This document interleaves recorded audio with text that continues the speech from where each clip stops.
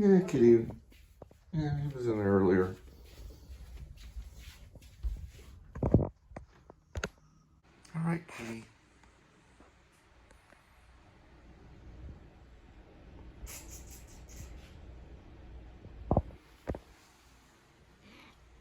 Yeah, good kitty. I need to clean the lens right here. Yeah, good kitty. Yeah.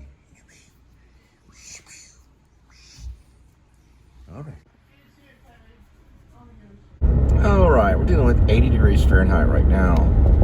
208,477 miles on the odometer. It's February 24th of 2024.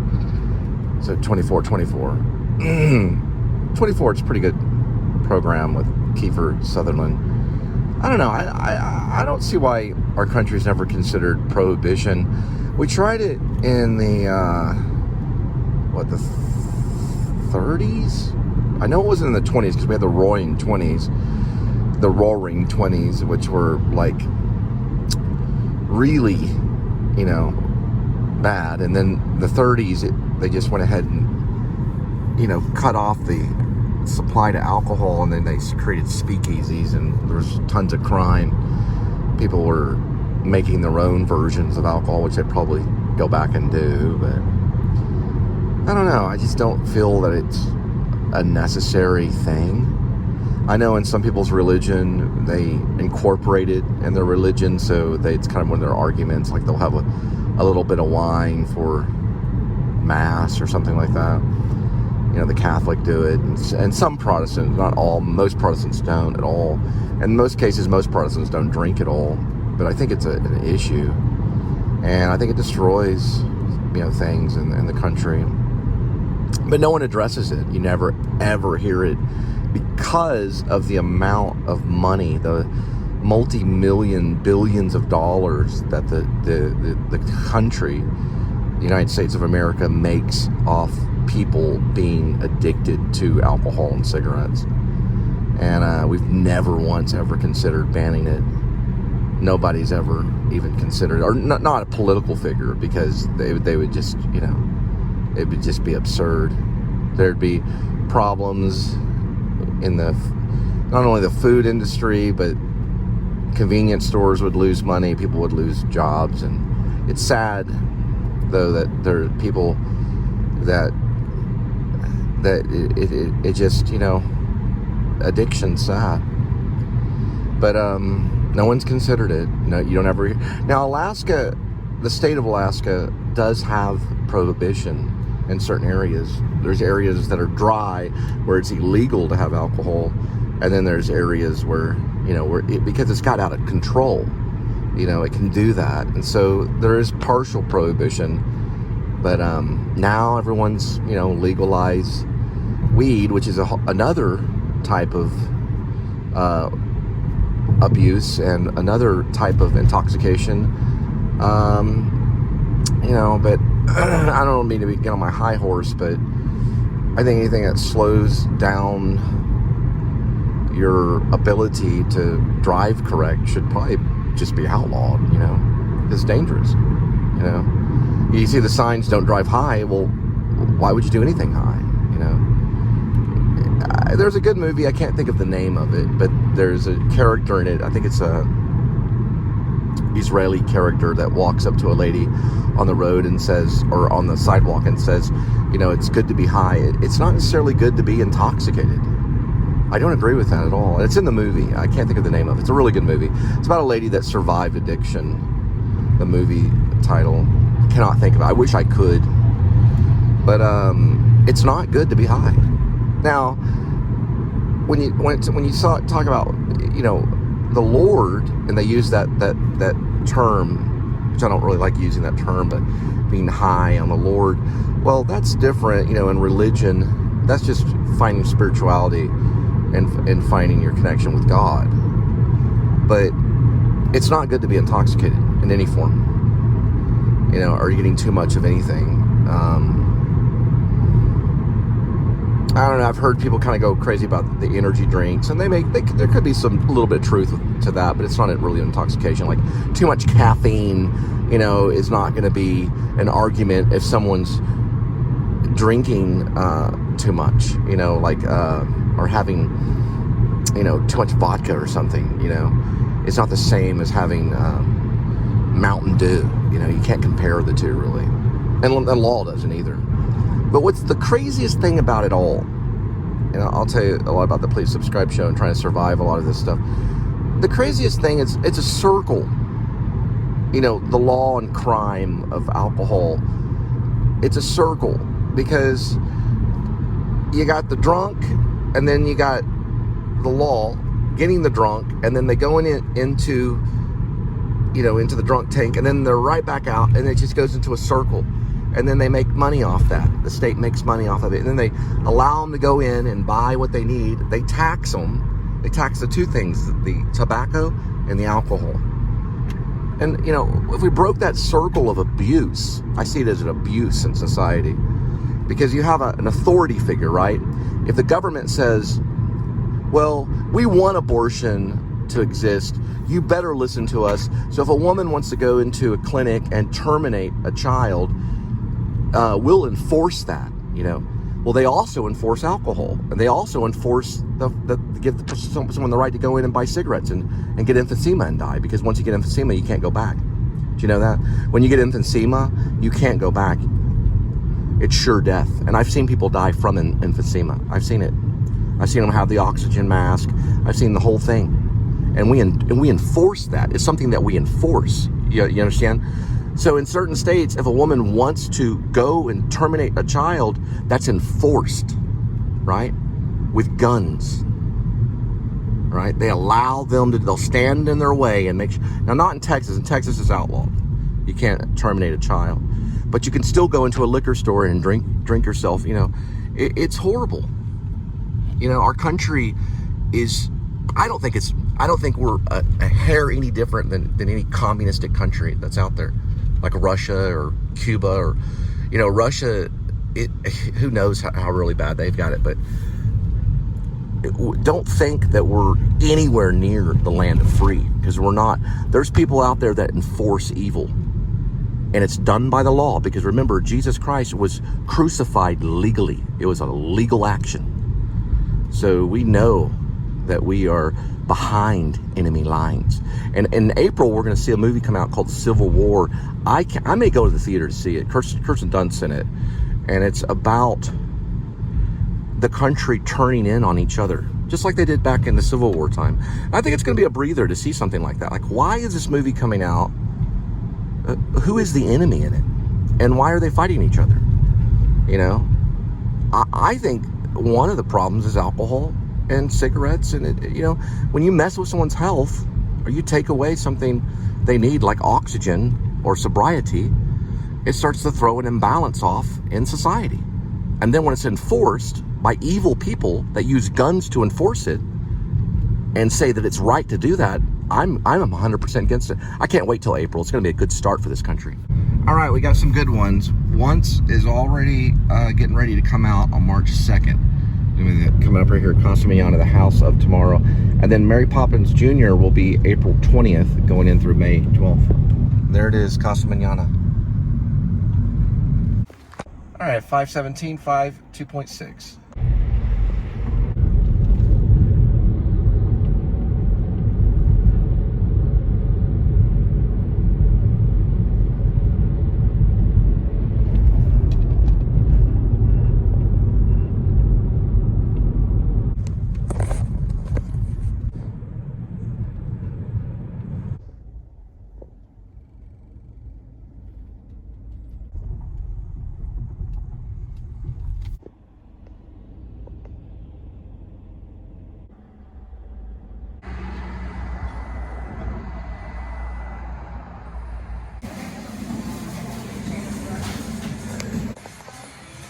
All right, there's the butterfly right by Westview. And all right, 656, 7 minutes, 4 miles.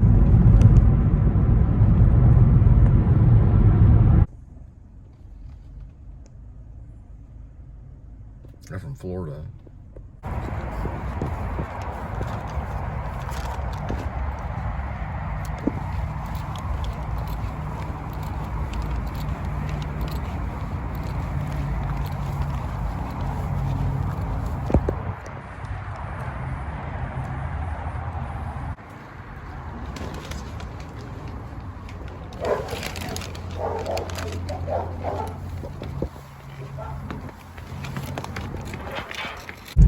So like MTV Unplugged did a Nirvana thing back in '93 when I was graduating high school, and one of the songs was by the Vaselines called Jesus Don't Want Me as a Sunbeam. But the Vaselines, actually, their version was very, very sound and good.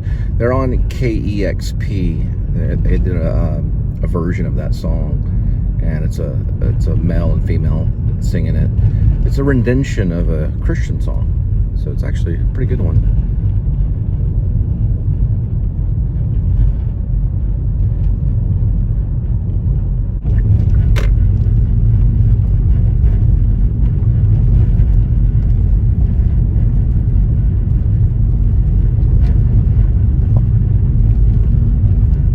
All right, 7:47, 4 minutes, 1.2.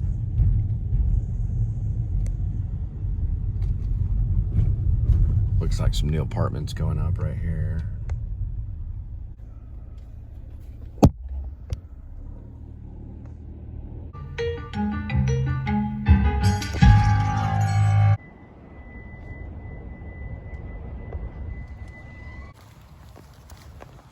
All right, 8:01, 9 minutes, 4.3 miles.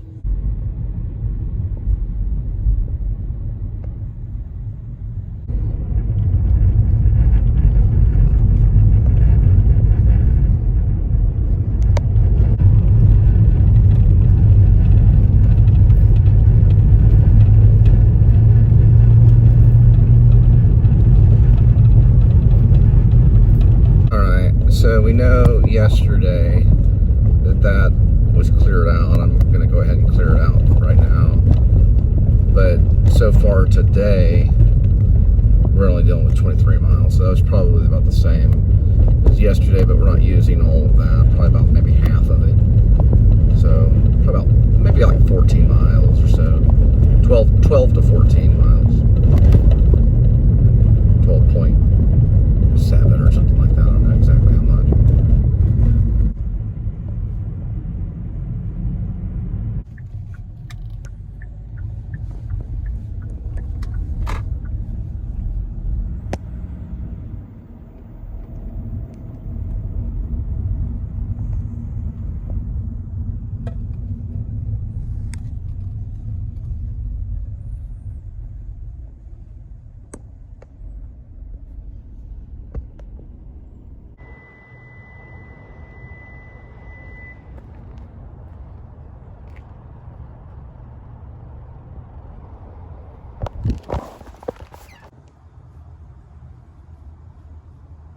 All right, next one, 8:21 arrival, 15 minutes, 5.1 mile.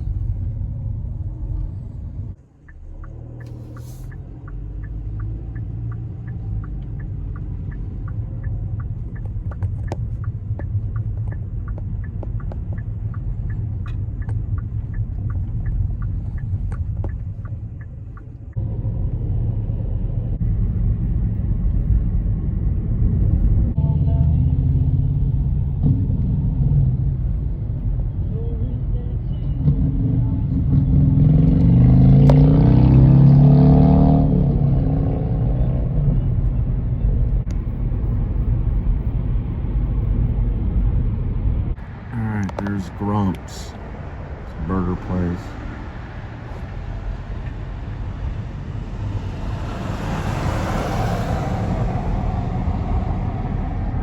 This guy makes it a Grump.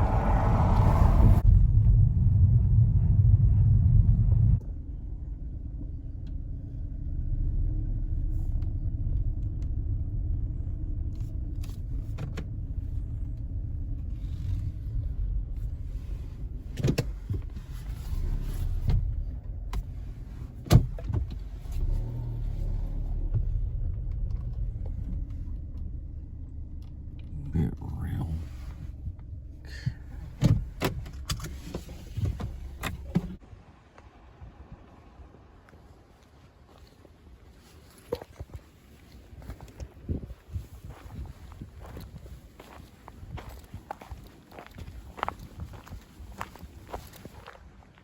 All right, 9:10, 1 minute, 0.4.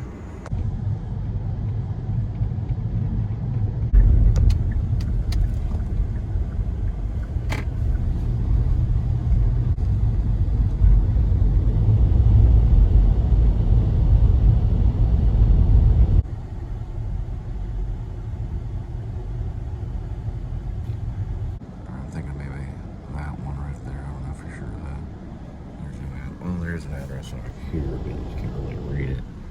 Oh yeah, that's not the right one. Right. Kind of like one of those things where it's like, you know, how dramatic can a person get? He's got plenty of room to turn over to the side, let me over, but he's probably been maybe drinking back a few of them or something. He's kind of sitting there. Yeah, he's kind of moving now a little bit. But he's still taking up like half the road. I'm forced to go backwards. It's just, you know, there's certain drivers, like I'll show you what he needs to do, what this guy needs to do. And say he feels like, you know, like he's got the right of way to do this, but what I'll do is, you got one coming up behind me. I'll do what he should have done, which is this right here. See? All you got to do in life is just be a little bit respectful and polite, and the whole world is yours. It starts with moves like that. You don't have to film it, per se. But, see, that's what he should have done, but he didn't do that. Because he saw the topper and thought, man, this guy's really bargaining some options in life. Meh. Who cares, you know? And who cares if someone's crazy, you know? Like, who cares? You know, just get out of their way, you know? But there's a guy I dealt with in New York City who he had horrible Tourette's, who just go around just basically telling you he's going to kill everybody. And just, you know, just everyone just got out of the way. He was dressed nice. He had really nice headphones on, listen to music, but he'd be like, I'll kill you! That kind of thing, you know? And you're just like, you know, just get out of the way, you know? And it's really no big deal, you know? Just get out of that person's way. But, you know, people are that way, you know? It's just the way, you know, things are. I think it takes like a little while for the mic to get settled back in when you have some. I'm kind of doing an experiment on yelling. But, you know, it's like, who cares if someone's crazy, you know? It shouldn't really bother you. I mean, if they're yelling and screaming. Now, if they pick up stuff and start throwing it at you, and you know, that's a little bit different. Or if, you know, they're backing you down a street or something like that, you know? But it's like, who cares, you know? Like, it's not that big of a deal, really. All right, 9446, 2.3.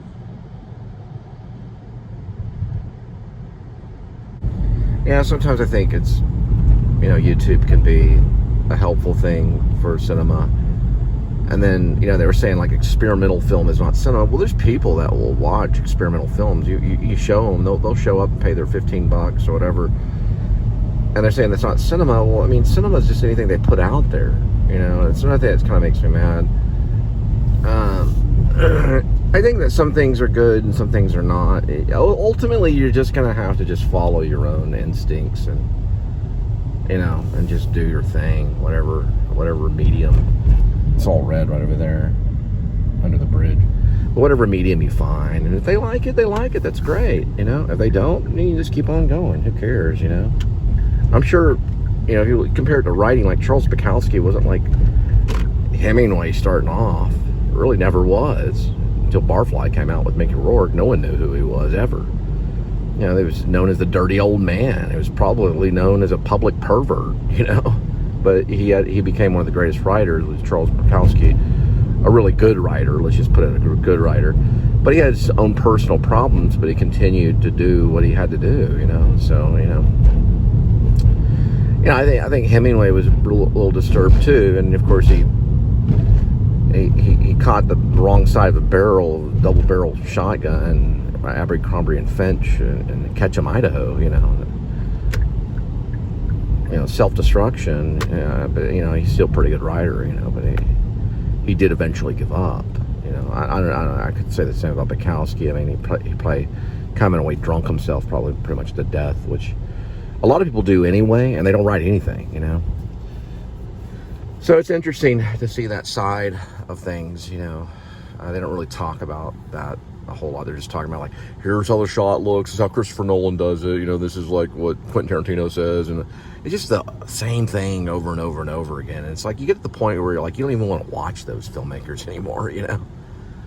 You know, it's like, they're pretty good, but in the whole scheme of things, you know, they're about as good as a freaking vlogger on YouTube, you know, if you really think about it. Think about all the freaking millions of movies that are out there. And how many of them do people watch over and over and over and over again? People don't even watch vlogs over and over again. I mean, there was a time when I went back and watched a few A.D.W.C, reruns when I first found out about him. It's like, well, what's this guy doing? And you can sit there and follow a whole channel. It's brilliant, and none of the filmmakers are going to talk about it because it's not part of their generation. They didn't have it whenever they were in film school. They didn't have YouTube. They don't know what it means. They'll just make fun of it. They don't have a channel. They don't want a channel because they're too good for that. And that's what makes them bad, Quentin Tarantino doesn't have a YouTube channel. He's too good for that, you know what I mean? So he's old news. But he's got one more shot with a movie critic. He's probably going to make an 11th film. Everyone's going to go out and see it because he's more commercial than Alfred Hitchcock, and that's just the way we have to deal with it. But they don't have channels, and they don't understand what it's like to have a channel. They never will, because it's not part of their generation. It's not part of their makeup. They don't understand it. They don't like it, and they make fun of it. This is a cool church right here. It's actually a Protestant church. But, that's just how things are. And so you can just sit there and pick up something like this device and, make your own movie. And they'll just, they'll just badmouth it until it starts to develop and become something, because that's what it's doing. Some of these vloggers, shoot, like maybe 4 or 5 years from now, you may have to pay to watch A.D.W.C stuff, or you may have to pay to watch vlogger stuff, like, I don't know, Carpetbagger, God forbid. Probably not a whole lot, but a few of them you may not, be able to watch it for free. You might be able to do it now. I don't know if people are downloading certain stuff. They might could sell it and trade it and things like that. But right now, everything's free, and they get paid every once in a while, and they're not like the richest people in the world. But we don't know. There could be a lot of good channels out there that really put people to shame. They're not going to get the funding, though. They're not going to get the funding that a lot of other, filmmakers get, which is ridiculous. And some of those films are a snore bore. I'm almost sure Oppenheimer's going to be a snore bore. And I've already heard that Everything Everywhere All at Once was pretentious and stupid. But I haven't seen it, and I really don't want to see it. Here's the tower right here.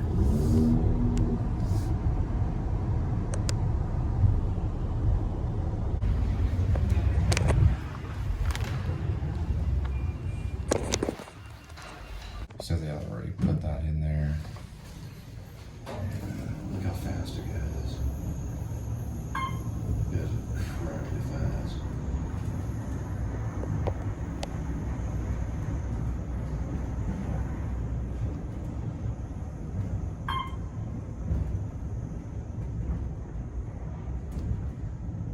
Easy. 20th floor already. That's pretty amazing. 24.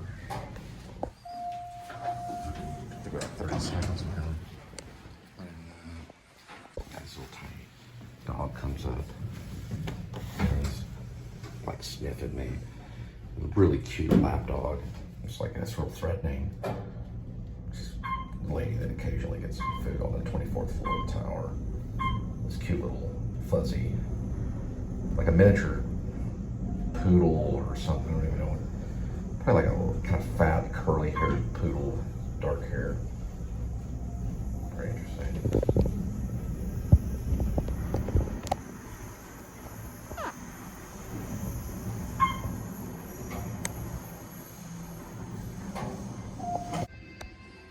I just have to do that.